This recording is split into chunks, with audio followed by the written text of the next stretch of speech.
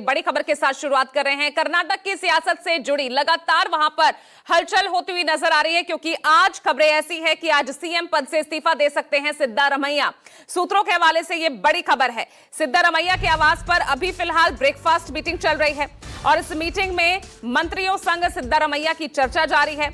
DK Shiv Kumar भी breakfast meeting में शामिल हैं और ये जो है आशंका जताई जा रही है कि इस मीटिंग के बाद सीएम पद से इस्तीफा दे सकते हैं सिद्धारमैया। बकायदा इसके लिए राज्यपाल से वक्त भी मांगा गया है। तो इस वक्त की ये बड़ी खबर, तो कर्नाटक में जो है एक तरह से बड़े सियासी परिवर्तन की जो है इस वक्त स्थिति यहां पर दिख रही है, क्योंकि यहां सिद्धारमैया ने अपने कैबिनेट के सभी सदस्यों को ब्रेकफास्ट मीटिंग पर बुलाया है। इस मीटिंग के बाद सिद्धारमैया सीएम पद से इस्तीफा दे सकते हैं और राज्यपाल से उन्होंने मुलाकात का वक्त भी मांगा है। लेकिन बड़ा ट्विस्ट ये है कि राज्यपाल बेंगलुरु में इस वक्त मौजूद ही नहीं है, वो अपने किसी निजी कार्य से इस वक्त बाहर हैं।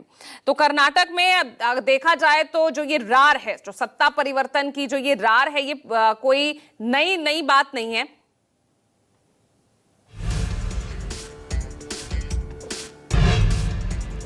और देखिए एक और बड़ी खबर आ गई है। डीके शिव कुमार के समर्थन में पोस्टर भी लगने शुरू हो गए हैं।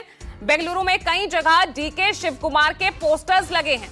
इस वक्त की बड़ी खबर आपको बता रहे हैं, डीके शिव कुमार के जो समर्थक हैं उन्होंने मिठाइयां भी बांटनी शुरू कर दी है, क्योंकि यही संभावना दिख रही है कि अगर सिद्धारमैया सीएम पद से इस्तीफा देते हैं तो अगले जो कैंडिडेट होंगे वो होंगे डीके शिव कुमार, जो कि फिलहाल उप मुख्यमंत्री पद पर हैं। तो ऐसे में क्योंकि जो सत्ता परिवर्तन की जो ये रार है, जो अंदरूनी राजनीति चल रही है कर्नाटक में कांग्रेस के अंदर, वो ये पुरानी ही है। इससे पहले आपने देखा था कि नवंबर के महीने में, क्योंकि 2.5 साल का फॉर्मूला पहले तय हुआ था, लेकिन कभी इस पर स्पष्ट रूप से कांग्रेस की तरफ से कुछ कहा नहीं गया। और जैसे ही कांग्रेस की सरकार ने कर्नाटक में 2.5 साल पूरा किया, सिद्धारमैया सरकार ने, तो डीके शिव कुमार उनके जो समर्थक हैं वो दिल्ली पहुंच गए थे। तमाम तस्वीरें वो सामने आई थी, लेकिन किसी तरह से जो है बिहार के चुनाव को देखते हुए और जो हाल ही में 5 राज्यों में चुनाव हुए हैं उनको देखते हुए उस मामले को जो है सुलझा लिया गया था। लेकिन अब आप देख सकते हैं फिर से वही मीटिंग्स और दिल्ली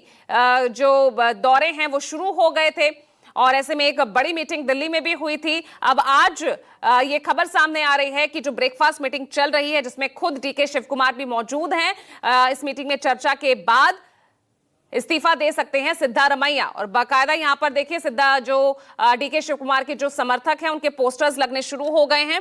और चलिए ज्यादा जानकारी के साथ सीधा रुख कर रहे हैं, वरिष्ठ सहयोगी हमारे साथ जुड़ रहे हैं रमन कुमार। तो रमन, जो कर्नाटक में कांग्रेस का जो ये सीएम पद को लेकर जो खींचतान चल रही है, लग रहा है आज उस पर विराम लग जाएगा?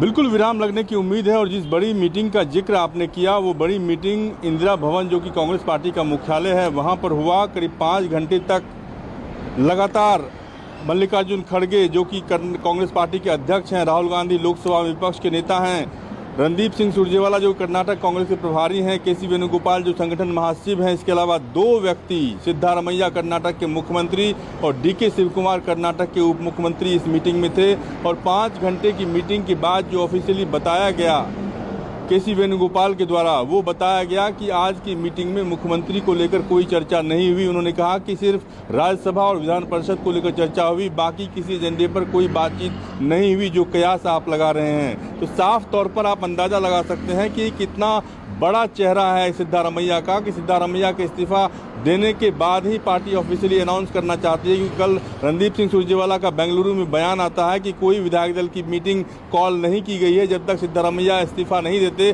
तब तक विधायक दल की मीटिंग के बारे में भी कोई जानकारी ऑफिशियली नहीं दी जाएगी। लेकिन अहिंदा समाज की राजनीति करते हैं सिद्धारमैया।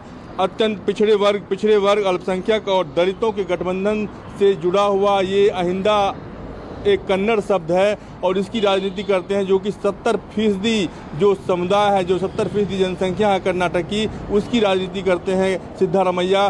कर्नाटक कांग्रेस के सबसे बड़े नेता माने जाते हैं। 78 साल उम्र है इनकी और इस उम्र के पड़ाव में जो 2.5 साल का फॉर्मूला दिया गया था 2023 में, जब कांग्रेस पार्टी की सरकार बनी थी, उसी वक्त लगातार डीके शिव कुमार ये दावा कर रहे हैं कांग्रेस आलाकमान की तरफ से 2.5 साल का फॉर्मूला दिया गया था और उस फॉर्मूले के तहत ही ये कहा गया था कि 2.5 साल तक सिद्धारमैया मुख्यमंत्री रहेंगे और 2.5 साल के बाद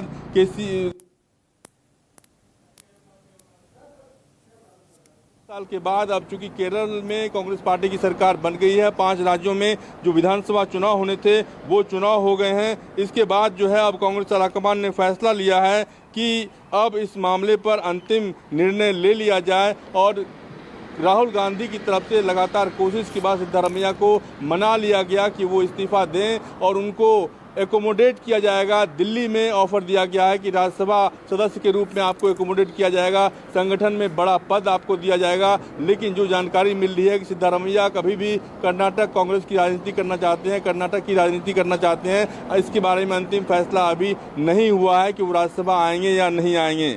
लेकिन सबसे बड़ी बात क्या है पूजा की, कर्नाटक में कुर्बा राज्य की चौथी सबसे बड़ी जाति है और कहा जाता है कि लिंगायत वोकालिंगा मुस्लिम के बाद कुर्बा जो है सबसे बड़ी जाति है और कुर्बा समुदाय से आते हैं सिद्धारमैया। और कल जो है कास्ट सेंसस की एक रिपोर्ट उनको सौंपी गई और कास्ट सेंसस की रिपोर्ट सौंपने के बाद उन्होंने खुद ट्वीट किया और ट्वीट में उन्होंने बहुत ही मार्मिक अंदाज में लिखा कि जब मैं पहली बार मुख्यमंत्री बना तो राज्य के हर समुदाय के लोगों की सामाजिक और शैक्षणिक स्थितियों के बारे में व्यापक जानकारी जुटाने के उद्देश्य से मैंने कर्नाटक राज्य पिछड़ा वर्ग आयोग को सामाजिक और शैक्षिक सर्वेक्षण कराने का आदेश दिया था। बाद की सरकारों ने इस रिपोर्ट को स्वीकार करने से इनकार कर दिया, जिससे लगभग 1 दशक पुराना यह सर्वेक्षण अधूरा रह गया था। दूसरी बार मुख्यमंत्री बनने के बाद मैंने इस जानकारी को और भी वैज्ञानिक तरीके से एकत्र करने के लिए एक नई जनगणना का आदेश दिया। आज मैंने सामाजिक और शैक्षणिक सर्वेक्षण रिपोर्ट को अत्यंत संतोष के साथ स्वीकार कर रहा हूं। साफ तौर पर कल जो विधानसभा में उनकी बैठक थी, उस बैठक में कई मंत्री शामिल थे और कई मंत्रियों ने कहा कि आपको इस्तीफा नहीं देना चाहिए, लेकिन उन्होंने साफ तौर पर यह कह दिया कि आलाकमान से उन्होंने कमिटमेंट कर लिया है। आलाकमान को उन्होंने कह दिया है कि वो इस्तीफा देंगे, क्योंकि राहुल गांधी की बड़ी भूमिका थी उनको मनाने में और उस भूमिका का पालन करने में सिद्धारमैया आगे बढ़ रहे हैं। आज राज्यपाल से मुलाकात का समय तो मांगा है, लेकिन राज्यपाल बेंगलुरु में है नहीं, और तब क्या स्थिति होगी? और क्या डीके शिव कुमार ही हैं अगले सीएम पद के दावेदार?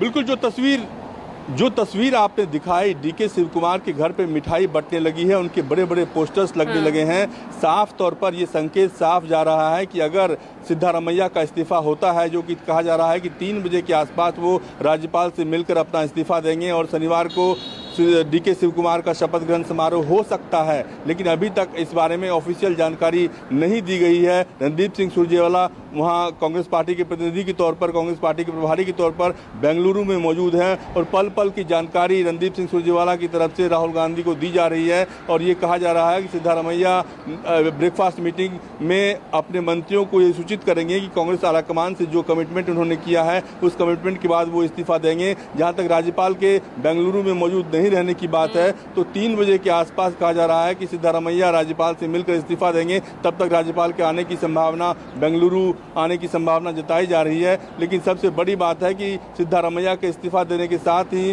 कांग्रेस पार्टी को एक बड़ी वजह जो है सामने आ सकती है कि जिस तरीके से सिद्धारमैया का इस्तीफा हुआ है, 2.5 साल का फॉर्मूला कांग्रेस आलाकमान ने 2023 में सरकार बनने के वक्त जो है तय किया था, उस फॉर्मूले के तहत 3 साल के बाद ये 2.5 साल के फॉर्मूला को इम्प्लीमेंट किया जा रहा है। पूजा, ठीक है, अब मैं